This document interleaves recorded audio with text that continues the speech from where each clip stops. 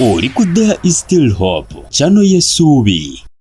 Kale yonna gy'osinzira okutulaba tukwagala nnyo, eno bagita There Is Still Hope, ate gwa ku Tish TV tukwagala nnyo. Kama tukwebaza olw'amakyana akawungezi k'olwaleero tukuwa ekitiibwa n'amatendo twanze omwoyo omutukuvu afuge okuyita mu Kristo Yesu Omwana Katonda omulamu. Weewaawo amini era amina ddala. Tukwanirizaako nate mukwano gwaffe gw'olina weena yeekumira ku There Is Still Hope. Okola kyama nnyo okuba nga totugoberera yonna yonna gy'osinziira okuyita mu Kristo Yesu Omwana Katonda omulamu.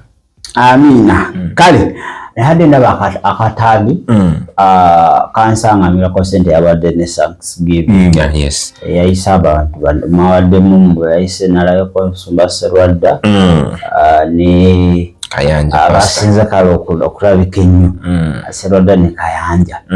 Kakati wale ebyafaayo abantu babadde tebamanyi naye nabitegeeredde awo. Yes sir. Nokanya dayo ganagamba mwetu yatutawo omusezi omusezi kanisa zako kumwanire ngabanga mukumanira ko okay Nsumba Kaiwa yabitandika yafunda wabyo byatandika nga Kiwempe movements mubiri ebyo kanisa yali eyiganyizibwa waliwo persecution nga tebabakkiriza okuŋŋaana bulungi kakati makanisa gatandikira ewaka bwe amakanisa mangi kati agatandikira mu system omuseero baze n'ennaku zino amakanisa agasinga oli atandika nga omuseero ye bwe kiri naku ne babimanye nga byoto bye tuyita ota oli abeeranga nekyoto oba buli lwakusatu ne bajja obanga tebakyajjaawo bakigazi abamu Mukama n'amugamba tandika abamu ne batandika nga bo kituufu eweereza so kanisa nyingi ezitandise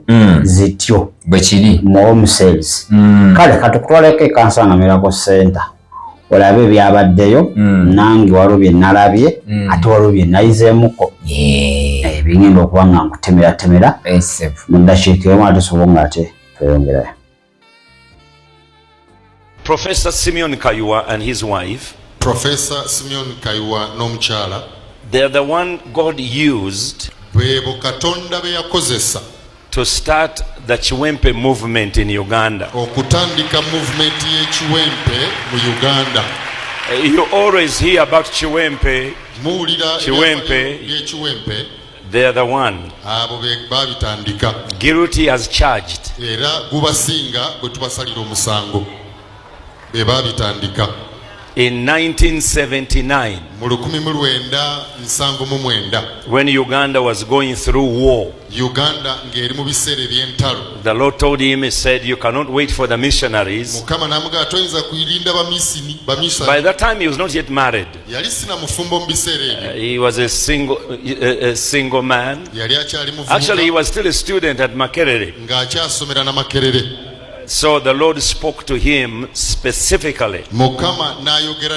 It's time for revival and the move of God. Come on, somebody, stand up on your feet and clap your hands for the man of God. We give God the glory.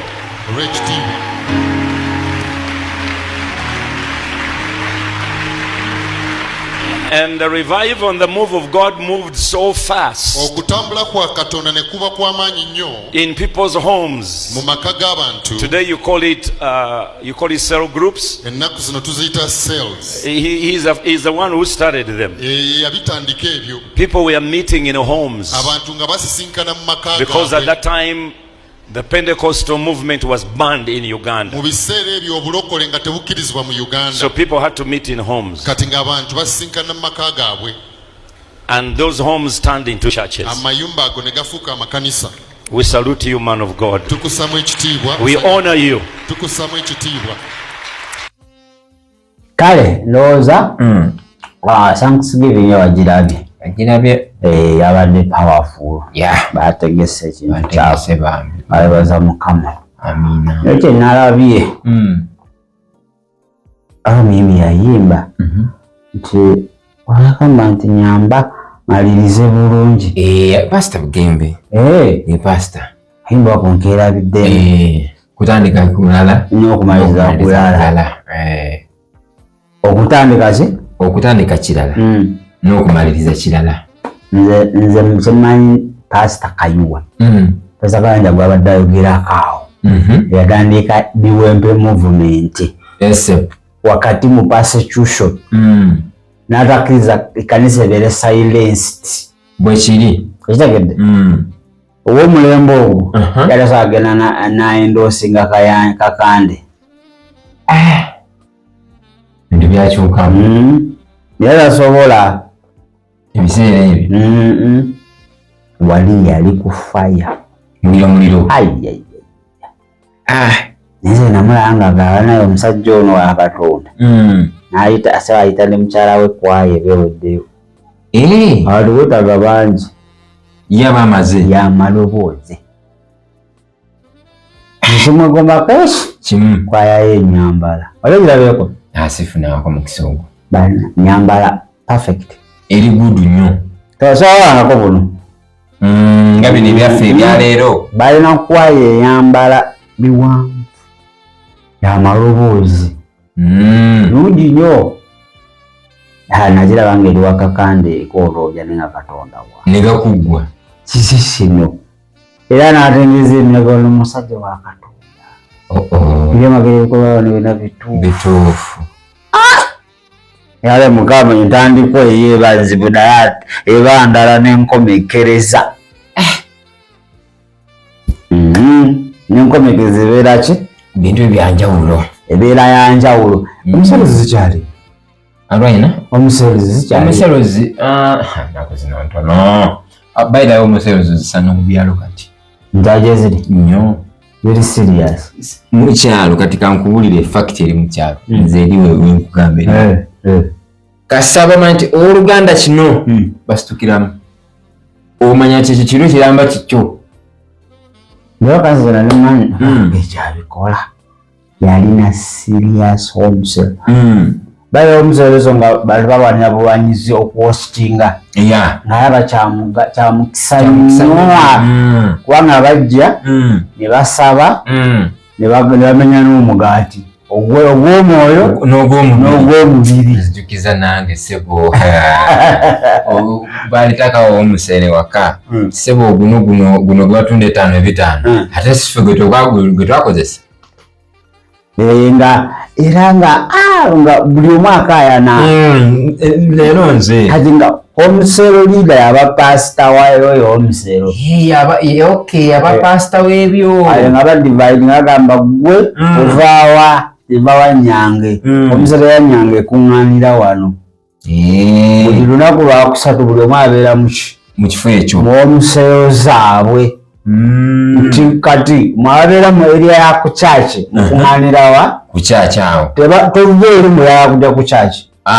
Beera mu omusero yo. Tujja kusanga eri. Kati omusero omwo abantu bakula. Nnyo. Bakuwa time naawe nowa view yo. Nze kyekisinga okubinjagaza. Musharinga muba n'obudde obumala. Musoma ekigambo n'omunaawa. Basobola okugamba nti gwe pastor wa wiiki ejja. Bwe kiri ne gakubuguma. Awo ng'olina okwewaayo. Bale omusero ezo zizimba. Kasipala bali kica kinaku zino abandoning. Leero tuli mu prophetic hour. Ali kati bapasita babazi.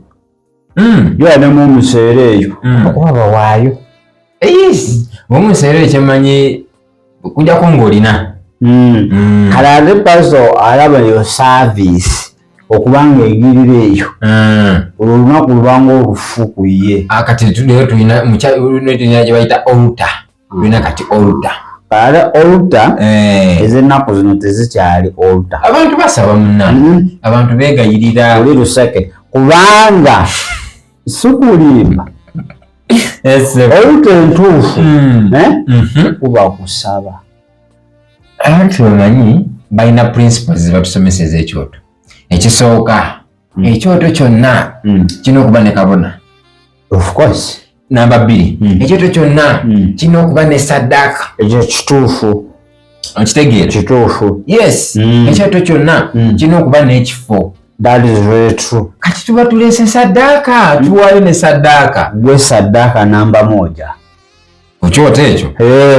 ekyoto kyonna eky'Obwakatonda gwe saddaaka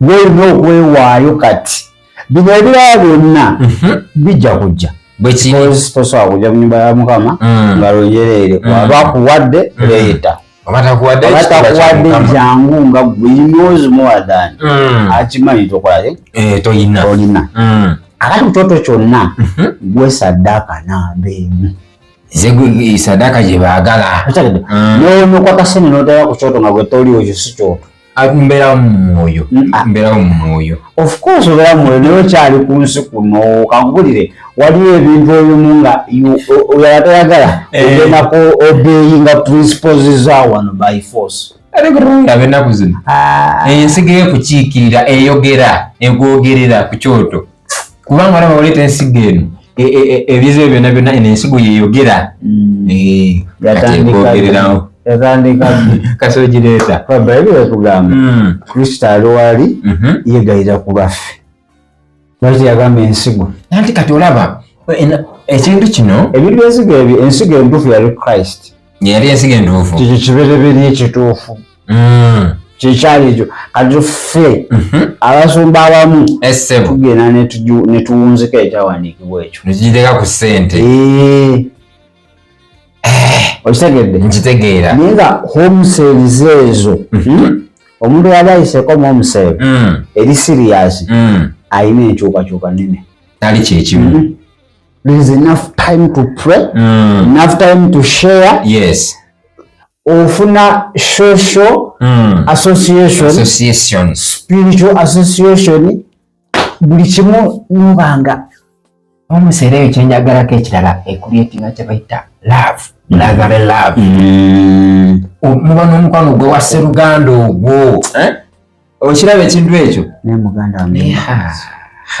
bannange so gwe wenna alinawo omuseera oyo omusajja oyo yabitandika ye founder wakati mu kuyiganyiza kakati batuganya okuŋŋaana newaffe banatugamba nedda tebasobola mukuŋŋaanira ewammwe mubeereeyo ate kanisa yatandika eti waka maka kanisa yatandikira waka bwe kiri kakati kiddayo ekanisa ng'enenywera eyo gye mukuŋŋaaniramu eyo mmwe abaweereza webanga ekanisa yakatenywedde eno gye mujjamu mwenna eba yegeyege ebandaala tolina kyegenda simuli makulu amaanyi gonna gafubutuka wali ekanisa enywevu yeeyo wegava ne gajja wano mu lujjudde bwe kiri ne gakola ebyekisa actually obanga oŋŋamba nti kino kyemukola ewaka kati tusisinkanye tukole practice fenna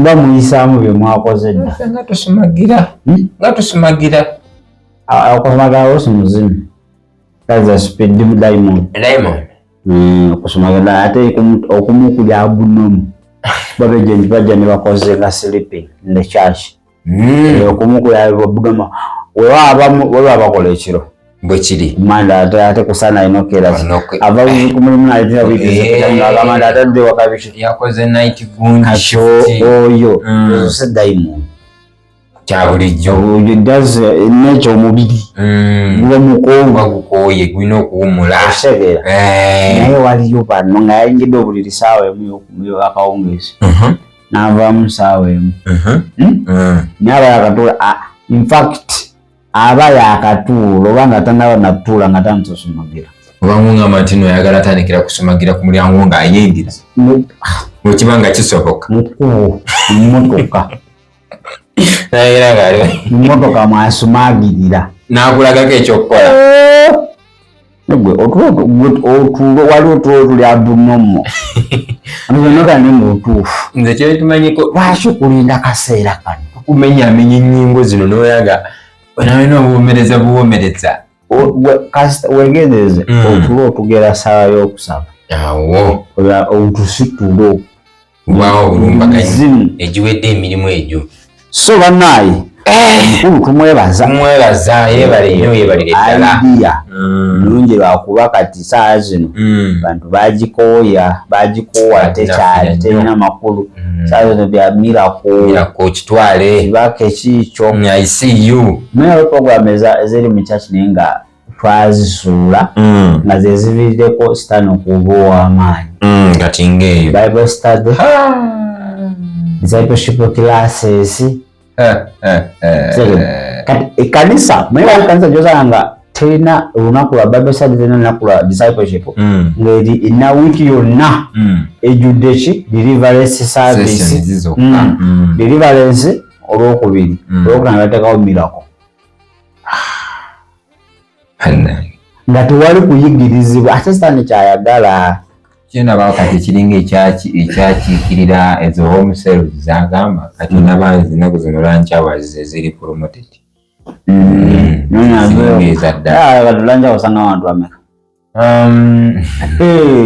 nazino chaji zolaba ennene zono ezituza abantu tugeze 5 otuuka mulanja nga muli bantu 8 bali mboka bali butebe nga bwereere nenga abamajagamba mbeera ku radio mbabize so bwemwana nga yalanze okunyonyola ensonga yolaba adde nga mutuufu ate nga tojja musaira musango bwe kiri naye kanisa wa ndoza batukyuseemu wayoleraku Bible studies nali ngenzanga abantu basatu kinene nnyo banna babaze bangi bana ate wiiki ejja kuba 2 ate mu Bible study pastor tabaawo kati baba wa leading a Bible study pastor amanyi obuliki asolonda department agikulira naye statement enzijukiza bingi the beginning and the end matters so much nange entandikwa eno oyinza okutandika bulungi naye amalirizawo oti nga omulaba akusoberedde kwaze essubi ya pastor Kayiwa oyo w'olukumi gwayogerako okugenda wali kwenda osingako akandi naye ndowooza Mukama amala n'atuwayo chance oba kyalina chance nnene tetugambye nti mubiri naye baaba kimanyi kyagwawo wakati bintu tebitatambanga yali abitambuza omusajja wattu yekola university ki university gundi gye yasomera onaani Ujima ndowooza munasazamu diguli bazayamu diguli nayomba navuma buli kiramu nenge alabeko nga bamutikidde nalayo bubi asimanyiza okuba omanyi saa zino AI tewali kyetakola ndowooza kituufu tewali kyetakola so bannaye twebaza Katonda ku ekyo tumwebaza nti yateekawo omusingi ekintu kyonna kyonna mu mbeera no matter the case oba no matter omuntu w'embeera gy'abalimu as long as nga alina ekintu kye yatandikawo we have to appreciate yes tulina okwebaza baza woyita mu ggwanga no mu Uganda n'oyita ku bantu abatadde ettofaali ku mubiri gwa Kristo kaliwatosa muleka bali tosobola ddala Pastor Kayiwa Pastor Bujingo Pastor Owenansana yani Nansana ne Pastor Wilson akoledde ddala ssebo nze muwa credit munnange kuba alina byakoze nze besisobola yes kusomera ni awo omulala Pastor Sinyonga yes akoze Pastor Kayanja akoze sisobola kugamba nti takoze akoze Pastor Serwadda akoze yo baba gundi lwasamayinje dda amagabira ku radio program yali so powerful program ya gundi no Pastor Bujingo yasima omuntu tumulabali bagiyita batya Pastor Bujingo waliwo program yakolanga bayo Pastor Bujingo y'omu ku bantu abatadde ettofaali ddene wano ku mubiri gwa Kristo no matter what ebintu abivuddeko ebintu biveeko saawa eno omusajja atadde ettofaali ddene ebyo bigambo byo bibeerawo naye gwa Kristo byakoze gwe tosobola bikola nawe oli awo wekaza bwe Pastor Melda namutebe simumanyiko nnyo kiri awo simumanyiko nnyo jebale era sola kugamba nti akoze nkugamba bempulidde olabidde Daditomo mbadde njja manye kati manye singa okomyawo walabe comment section wetabuka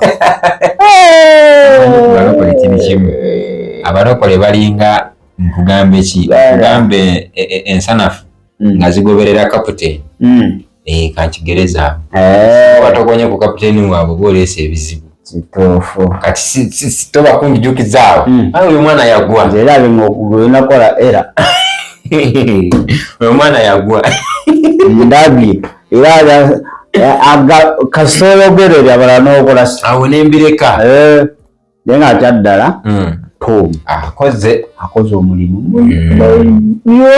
koze kankubulire no matter what setulina tutulira saidi embi yokka lwakuba teri muntu atalina negative report nawe ogirina okwate nagenda public lwakusirika egula ate nedda eyowala because tebakumanyi but mukama akuyimusa wati zijovaayo nizo waliwo erabira gwe mwenyini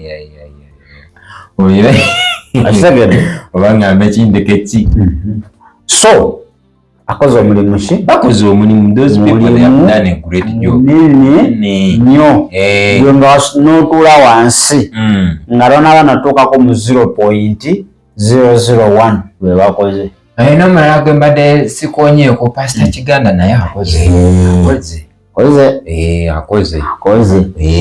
tujja kutekula video tubebaza tulina okubebaza kubanga gunaggwako tulina okugira kubanga abantu abetaaga okwebazibwa bakoze nze kankubulire ebigambo byose tujja bigaana byogerebwa naye kankubulire gwe okuyimirira n'omanaginga kye bayita TV station n'omanaginga radio station wamu n'ekkanisa muganda ngo bamusajja ala wanajja ne bawujirizi bakoze olabidde Kawalya Pastor James oba badde okyali ku bajenero bali lukumu lwenda kinaana baddeko abo kati wetujja wano no mu 2021 Pastor Kawalya akoze omwegayirizi James akoze omwegayirizi James era nsaba onsasire okuyita pasita munange oli mwegayirizi okoze omulimu bali okusabira eggwanga akoze omulimu munene wamu n'abakristu bamwita abakristu atuza mu ekereziya wamu n'abatukuvu ba Mukama the saints abakristu nti nawe nkoze otya abakristu tuba tugenze Vatican papa lwaki papa tomukulembera n'alokoka lwaki tomwesaala n'alokoka papa olaba kakyamamamira obunaye okagolola mugira kamenyeka bumenyesa kati ate sitaani ziba okwatula obulokozi sitaani talokoka era oyagamba anti tumusabire tugende mukusala n'okusaba mugamba Goodbye kutuuka bulungi ate sitaani alokoka ayinza okuba kati saala no kituufu ali possessed naye nga Katonda asobola okyusa ali ogamba ali ye naawe mutumusabire alokoke kati ali alokoke biki ani omulala gwenjagala alokoke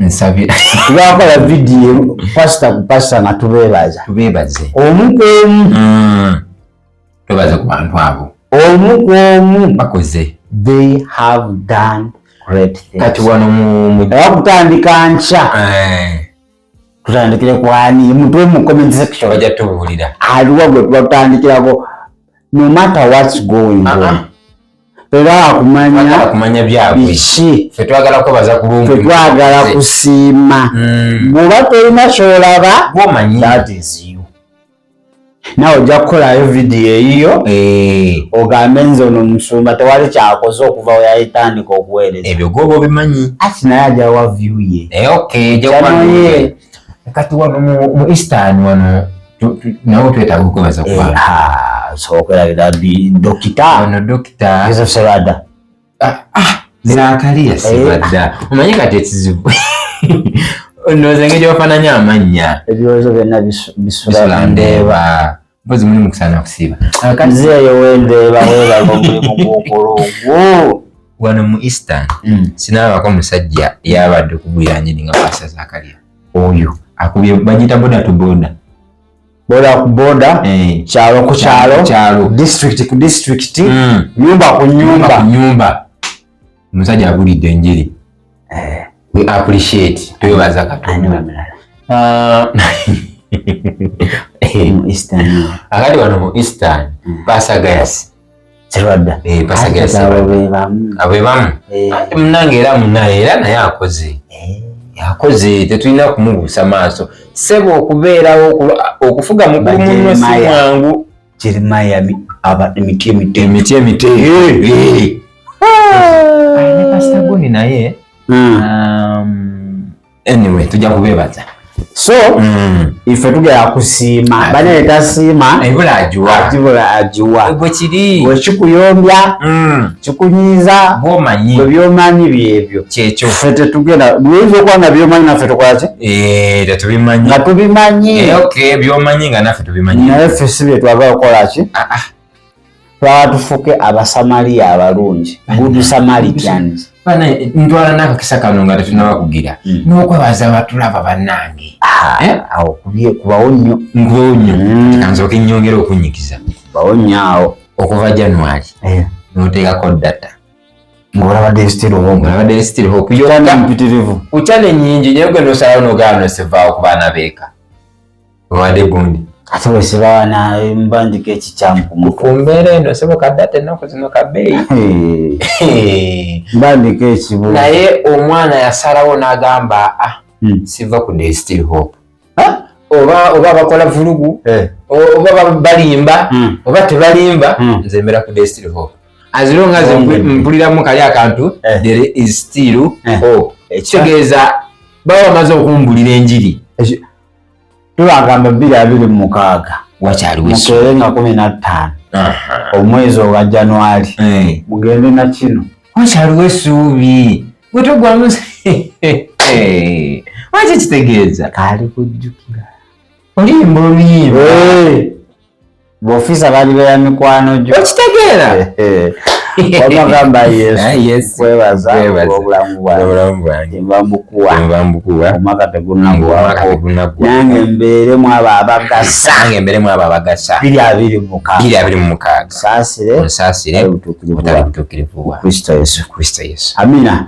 Kale ndoza katwetoolemuuko katono tukomewo kitundu kyaffe ekyokubiri bwe kiri. Shalom. Webale kulaba There is Still Hope. Okumanya ebisingawo tukubire ku 075 34 14 47 oba ku 076 08 83 15. Osobola n'otufuna ku email eya tishitv74@gmail.com. Eno ye There is Still Hope, channel y'essuubi.